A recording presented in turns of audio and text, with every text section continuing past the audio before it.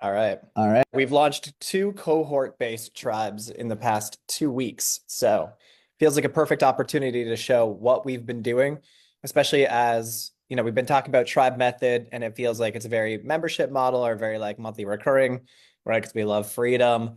We want that buy-in. We want that continual buy-in, but it doesn't always have to be a membership. Also, it seems very daunting to like think about all of the content, continuously putting out content, always marketing, always building, and it just kind of feels like you're always doing this thing, and it can be like that. But with a cohort, it's almost like a beta launch for it.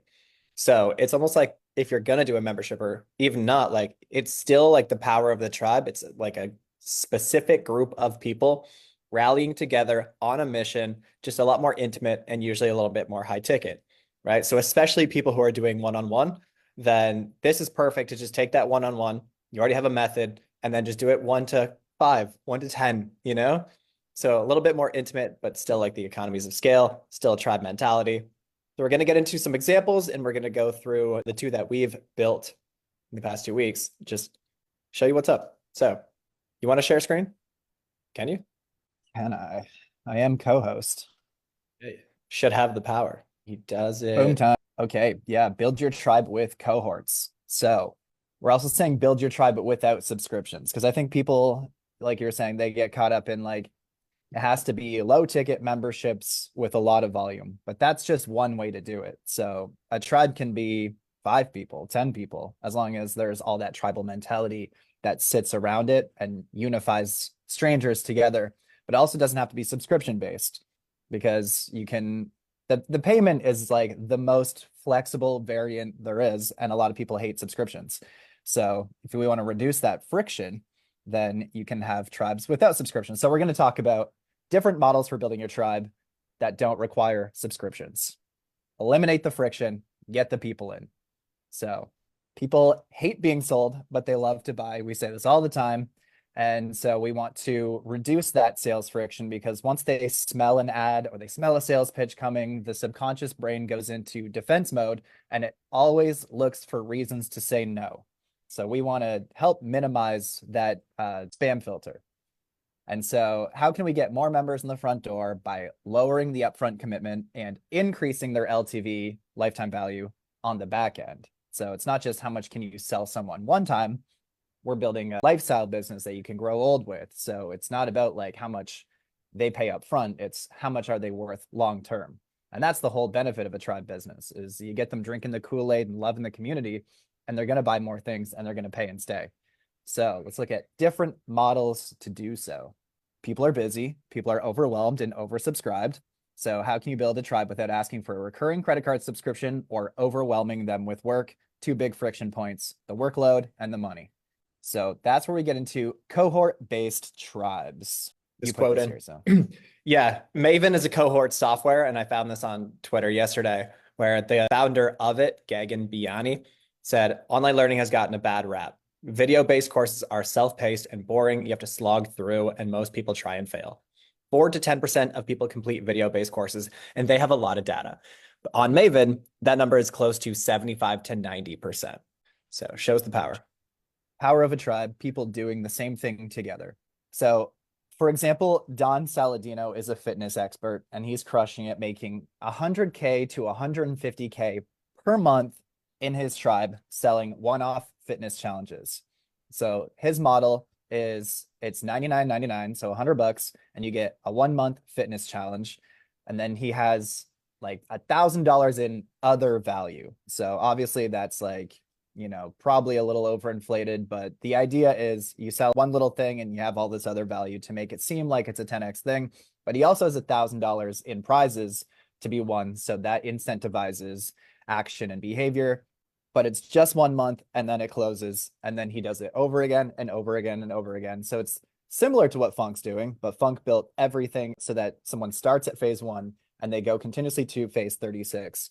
Whereas this, you have to sell them over and over again. But after the 30 days, they're going to need a new fitness program anyways, and they're going to want another chance to win that $1,000. So his model, I mean, if you look at the sales page, it's not crazy. This is just the top hero bit, but there's no big fancy text that indoctrinates you into like his way of doing things or like there's no fancy words or copywriting. It's just this is what you get. This is when it starts. These are past winners. These are some results that have come out of these fitness challenges. Do you want the next one?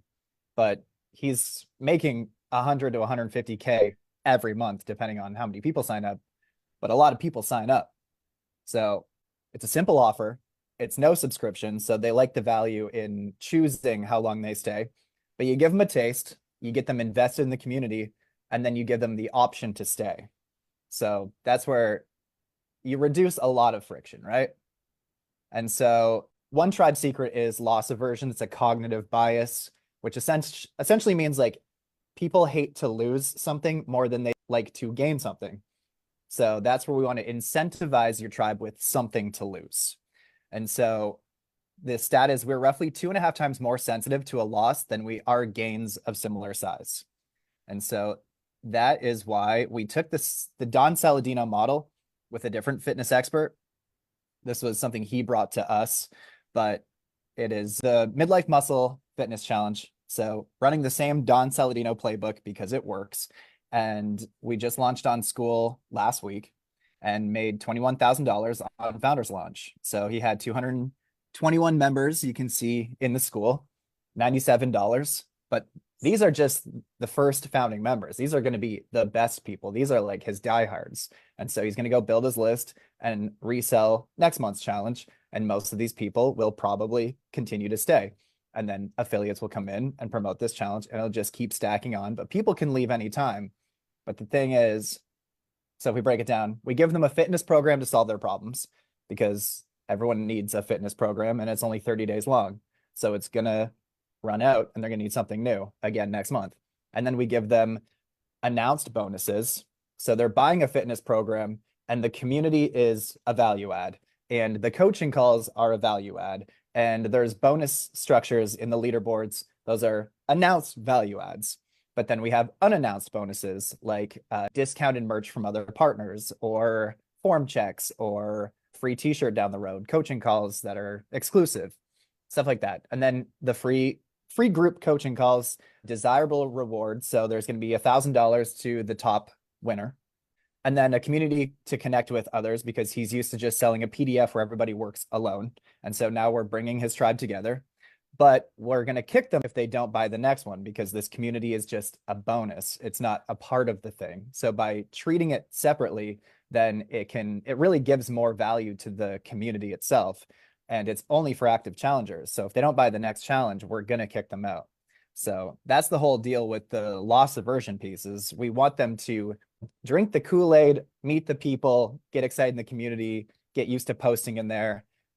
And then if they don't buy the next one, they're going to get kicked out. And now they're going to lose a piece of their identity, a piece of their tribe, all the, tribal stuff that we bake in, but loss aversion. We want them to have something to lose. And that moves us into a much more beautiful example. So we found this in one of the schools we're in, but it was a case study for Smart Blogger. So they understood that you need to get clients results because results equal happy customers and happy customers buy more things. So they had a course with low engagement, super common. Like Mike was saying, the video course completion rates are hella low.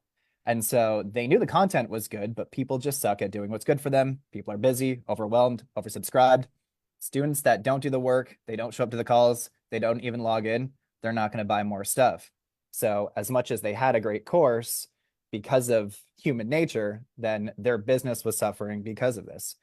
So what they did to get to 100% results is they tweaked the deliverable into group cohorts. So instead of just an evergreen course that people do solo, alone, independently, then they said, we're going to launch this thing together. And the offer is portfolio builder. So one simple outcome, we're going to write 3 articles and that will create your professional portfolio that you can use to start earning 2 to 5K per month as a writer. And so it's going to cost $250 and we're going to write these 3 articles together. And what is it? They got 100% completion rate with their first cohort. And then they scaled that to $1 million. So if we break it down, the loss aversion, they had something to lose because if these students complete the course and write their first 3 articles, then they get that 250 fee back. So most people are scared of having to refund the successful completion rates because, that money is probably already spent in your bank account. And then there's that fear of like, what if they don't buy other things? Because 100% of the people completed the homework and got their money back, 100% of these students, they're already used to doing what they're told and, following the group behavior, et cetera, et cetera. So part of that was they then joined, 100% of them joined the 30-minute sales call at the end of the cohort, which pushed 72% of these people into the next program. And that program cost $5,000. So if we do the money math, they had 100, let's say they had 100 sales. It was a case study, so we don't know the exact math, but 100 sales at $250, they made 25 grand. Pretty sweet. But then they refunded 25 grand. That kind of sucks. But they upsold 72 people at 5 grand, which put 360 grand in their pocket off this same audience. So they replaced 25 grand with 360 grand. And this is something that they just went hard on because now it's scalable. They can afford to spend $3,600 to acquire a customer. And this quote from Dan Kennedy, the granddaddy of marketing, whoever can spend the most to acquire a customer wins. And so with this little cohort offer, then they can spend $3,600 based on that money math. I'm sure the economics of scale will drop as they like scale up, but $3,600 to acquire a $250 customer, insane margins. So that's where we say build your tribe with cohorts and mini courses. I'm sure most people have some type of content, some IP, some mini coaching offer or course or something.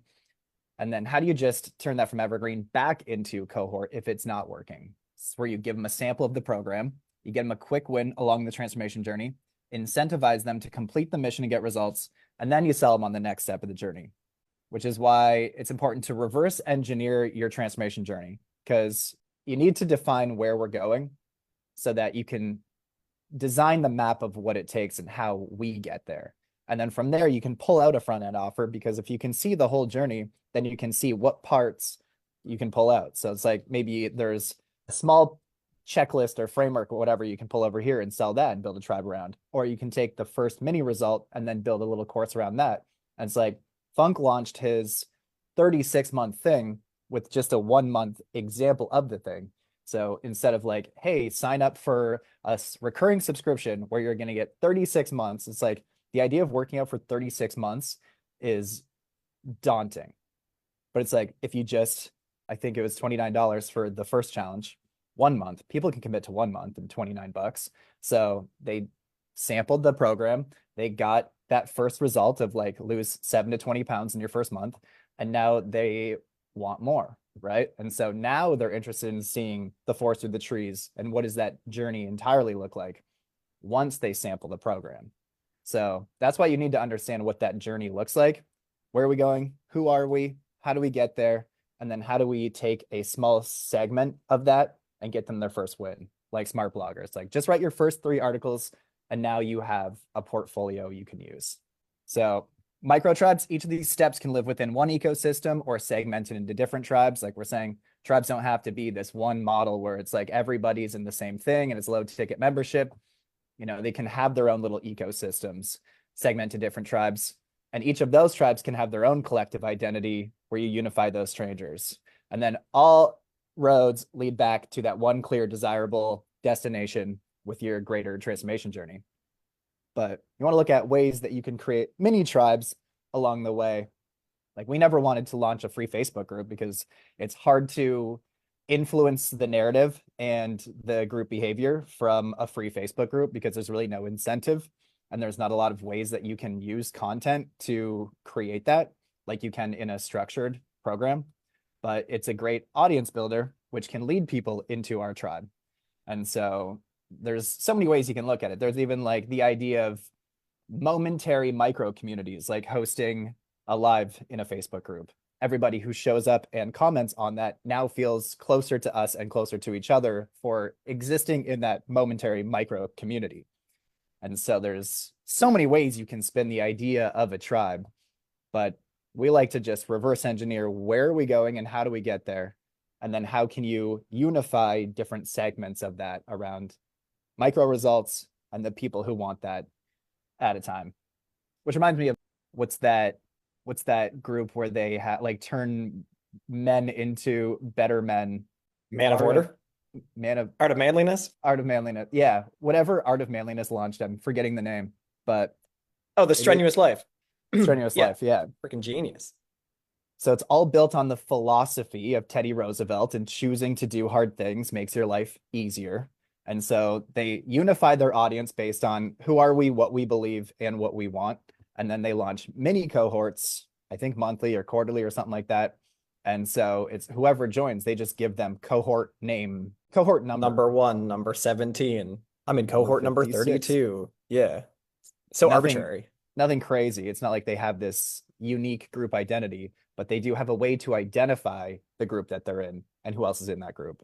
So again, so many ways you can spin this. Yeah, I just put a couple things in here just in terms of like, especially people who have a method. Like we have a lot of coaches that have a method coming into the Facebook group, right? And it was the same with us. Like for years, we would just work one-on-one with people.